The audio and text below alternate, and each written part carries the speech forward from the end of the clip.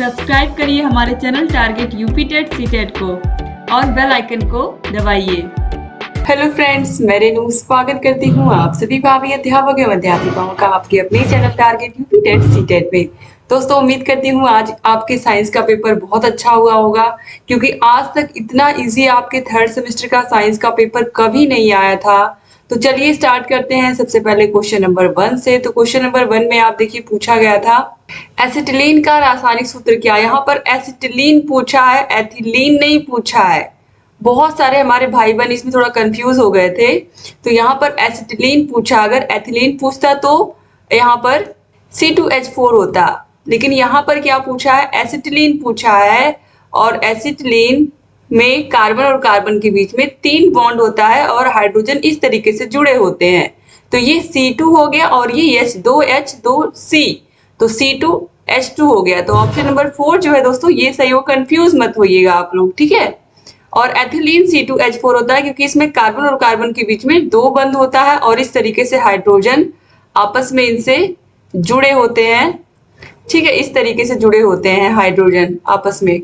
तो यहाँ पर 4-4 संयोजकता पूरी हो गई दोनों कार्बन की, और यहाँ पर भी देखिए 4-4 संयोजकता पूरी हो गई कार्बन की। तो इसलिए यहाँ पर एसिटिलीन का जो फॉर्मूला है वो C2H2 है। तो अब आप लोग कंफ्यूज नहीं होंगे, उम्मीद करती हूँ। क्वेश्चन नंबर 2 है निकट दृष्टि दोष को दूर करने के लिए प्रयोग किया था। ये सारे क्वेश्चंस ऑलरेडी मैंने ये जो जिस तरीके से यहाँ पर बॉन्ड लगा करके मैं बता रही हूँ, इस तरीके से मैंने सीरीज में भी प्रश्नों को सॉल्व कराया है आप लोगों को। निकट दृष्टि दोष दूर करने के लिए ये भी प्रश्न सीरीज में पढ़ाया हुआ है, ऑलरेडी आपके मास्टर क्लासेस में पढ़ाया हुआ है। तो निकट दृष्टि दोष को दूर करने के लिए हम अवतल लेंस का प्रयोग करते हैं और दूर दृष्टि दोष को दूर करने के लिए उत्तल लेंस का प्रयोग करते हैं।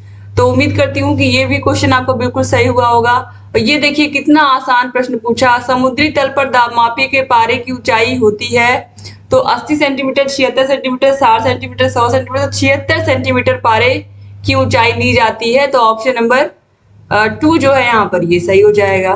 क्वेश्चन नंबर 4 पूछा निम्नलिखित में से पत्ती से संबंधित अंग नहीं है। पत्ती यानी कि इसमें से कौन सा है जिसका पत्ती से कोई संबंध नहीं है। जो पत्ती होती है किसी भी पौधे की, उसमें पर्णाधार होता है, पर्णवृत्त होता है, पर्णफलक होता है, लेकिन पर्व संधियां पत्ती में नहीं होती हैं, ठीक है, वो तने से संबंधित होती हैं। तो यहाँ पर तने और पत्ती के बीच में, तो इसीलिए यहाँ पर पत्ती से संबंधित ये नहीं होता है। तो ऑप्शन नंबर 3 जो है पर्व संधियां, ये राइट आंसर हो जाएगा, ठीक है।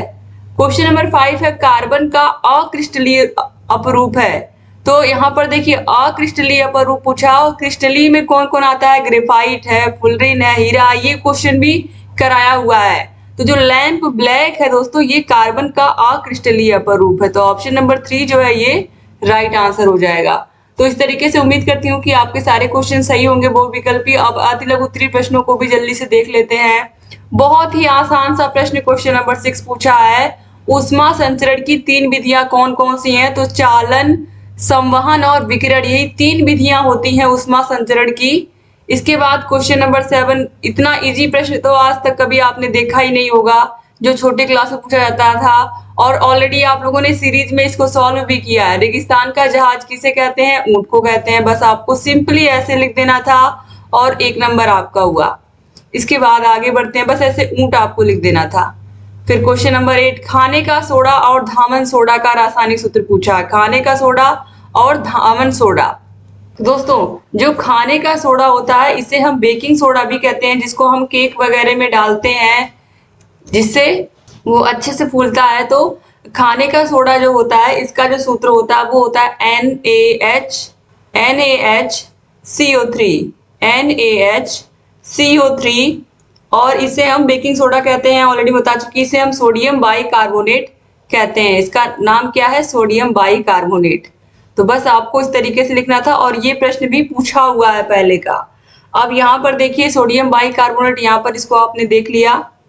तो सोडियम बाइकार्बोनेट के बाद अब यहाँ पर हम देखेंगे धावन सोडा, ठीक है, ऐसे आपको लिखना था। अब ये हो गया खाने का सोडा।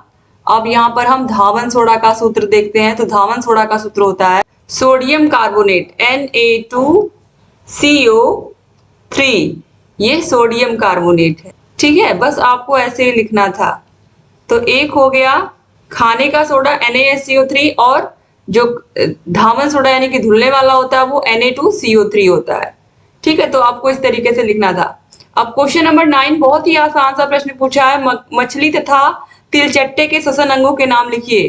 तो जो मछली है ये कहाँ से सांस लेती है? जो मछली है ये सांस लेती है अपने गलफड़े से, ठीक है, ये गलफड़े का यूज करती है, जबकि जो तिलचट्टा होता है ये श्वास रत्न या जिसको हम कहते हैं ये एक तरीके से अपनी त्वचा से सांस लेते हैं, ठीक है। तो ये तिलचट्टे का हो गया, तिलचट्टे का। तो इस तरीके से आपको लिखना था और यहाँ पर मछली लिख देना था। आगे बढ़ते हैं अब दोस्तों, पेट्रोलियम को द्रव सोना क्यों कहा जाता है? दोस्तों अगर हम अपने वर्तमान समय की बात करें, आधुनिक समय की बात करें, तो पेट्रोलियम किसी भी राष्ट्र के लिए सोने से अधिक कीमती है, क्योंकि किसी भी राष्ट्र की उन्नति के लिए के जो रास्ते होते हैं वो पेट्रोल से ही होकर गुजरते हैं, क्योंकि पेट्रोल की मात्रा अगर अधिक है तो वो देश कहीं ना कहीं अधिक धनी होगा।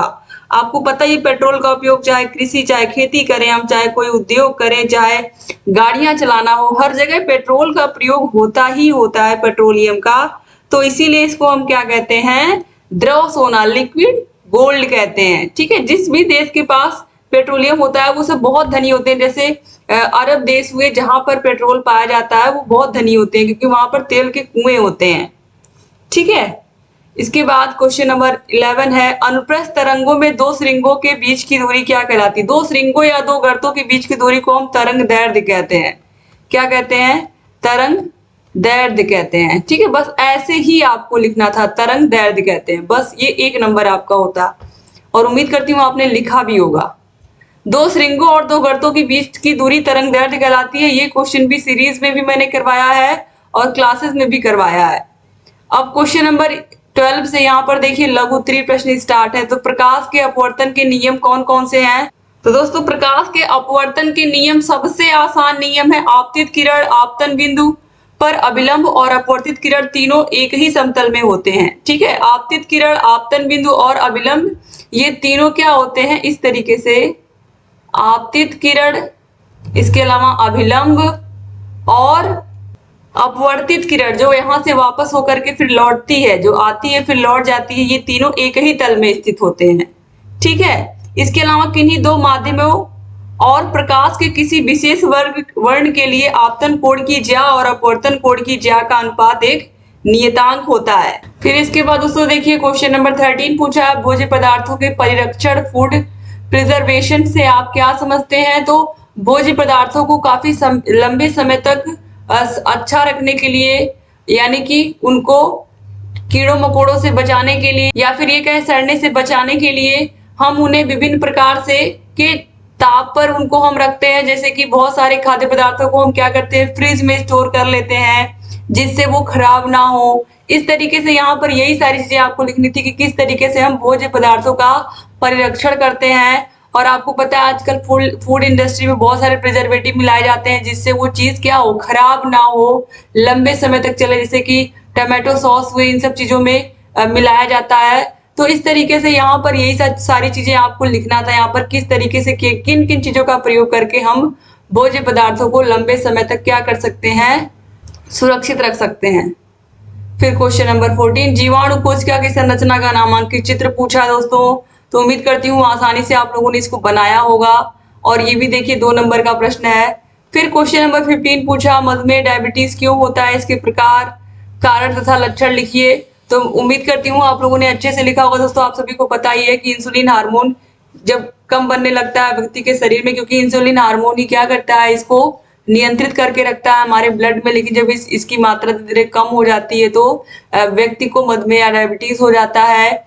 और टाइप 1 टाइप 2 2 प्रकार का डायबिटीज होता है दोस्तों। इसके कारणों में मुख्य रूप से जो जीवन शैली होती है, व्यक्ति की आदतें होती हैं, इस कारण से ये होता है। और इसके लक्षणों में मुख्य रूप से व्यक्ति हमेशा उसको बहुत थकान लगती है, उसको चूंकि इसकी वजह से, डायबिटीज की वजह से और भी बहुत सारी दिक्कतें इंसान को होती है। तो लक्षण आदमी आसानी से पहचान लेता है कि उसको चक्कर आने लगते हैं, उसको इस तरीके से उसको कमजोरी बहुत फील होती है शरीर में, तो आसानी से वो पता भी लगा लेते हैं। फिर क्वेश्चन नंबर 16 है, हाइड्रोकार्बन यौगिक क्या है? यह कितने प्रकार का होता है? उदाहरण देकर समझाइए। तो हाइड्रोकार्बन यौगिक कार्बन और हाइड्रोजन से मिलकर के बने हुए होते हैं। और इसमें जो मैंने आप लोगों को बताया था एल्केन, एल्कीन और एल्काइन, यही सारी चीजें आपको यहाँ पर लिखनी थी कि किस तरीके से एल्केन में कार्बन कार्बन के बीच में सिंगल बॉन्ड, एल्कीन में कार्बन कार्बन के बीच में डबल बॉन्ड, एल्काइन में, यही सारी बातें यहाँ पर आपको कार्बन कार्बन के बीच ट्रिपल बॉन्ड, किस तरीके से संतृप्त और असंतृप्त हाइड्रोकार्बन होते हैं, और संतृप्त में कौन आता है और असंतृप्त में कौन आता है, यही एग्जाम्पल दे करके आपको बताना था दोस्तों। ठीक है, और ये बहुत अच्छे से मैंने आप लोगों को करवाया भी है, क्लासेस में भी करवाया है और सीरीज में भी बताया है। क्वेश्चन नंबर 17 है, किसी गुब्बारे में हाइड्रोजन गैस भरकर छोड़ने पर वह ऊपर उठने लगता है, क्यों? कारण स्पष्ट कीजिए। तो किसी भी गुब्बारे में जब हम हाइड्रोजन गैस भरते हैं तो वो ऊपर इसलिए उठने लगता है क्योंकि जो अगल बगल की वायु होती है, जो हमारा वायु होता है, वो जो ये जो गुब्बारा उड़ रहा है, इसमें जो हाइड्रोजन गैस भरी हुई है, ये हाइड्रोजन गैस इससे बहुत हल्की होती है। हमारे वायु में जो गैसें होती हैं इनसे बहुत हल्की होती है ये गैस, तो हल्की होने की वजह से ये ऊपर उठ जाती है, ये गुब्बारे को लेकर के ऊपर उठ जाती है क्योंकि ये बहुत हल्की होती है। ठीक है, इसीलिए गुब्बारा ऊपर उठने लगता है। ठीक है, बस यही लिखना था आपको, क्योंकि ये वायु से हल्की होती है हाइड्रोजन गैस, इसीलिए ये ऊपर उठने लगती है। क्वेश्चन नंबर 18 है, ओजोन परत अपक्षय से आप क्या समझते हैं? तो आप सभी को पता है कि जो ओजोन परत है वो हमारे पृथ्वी की रक्षा करती है, सूर्य से आने वाली हानिकारक परावैंगनिक किरणों से हमारे पृथ्वी की रक्षा करती है। ठीक है, तो यहाँ पर धीरे धीरे अब जो ओजोन परत है उसका क्षय क्यों हो रहा है? ग्रीन हाउस गैसेस की वजह से पृथ्वी का तापमान बढ़ रहा है। जो हम फ्रिज, एसी, ये सारी चीजें यूज करते हैं, इनसे क्लोरोफ्लोरोकार्बन गैस निकलती है। क्लोरोफ्लोरोकार्बन गैस ही सबसे ज्यादा जिम्मेदार है ओजोन परत के क्षरण में। यही बातें यहाँ पर आपको लिखनी थी, सबसे बड़ा कारण यही है, क्लोरोफ्लोरोकार्बन, CFC जो है, यही सबसे बड़ा कारण है ओजोन परत के अपक्षय में। तो यही कारण आपको बताने थे। तो इस तरीके से दोस्तों यहाँ पर सारे क्वेश्चंस मैंने आप लोगों को समझा दिए। उम्मीद करती हूँ कि वीडियो आपको पसंद आई होगी। वीडियो अच्छी लगी है तो वीडियो को लाइक कर दीजिएगा और अपने प्यारे प्यारे कमेंट जरूर करिएगा। और सारे विषयों के सोल्यूशन कल वाले भी करा दिए हैं और आज मैथ का भी आपको मिल चुका होगा, साइंस का भी हो गया, अभी सोशल साइंस का भी आपको मिल जाएगा।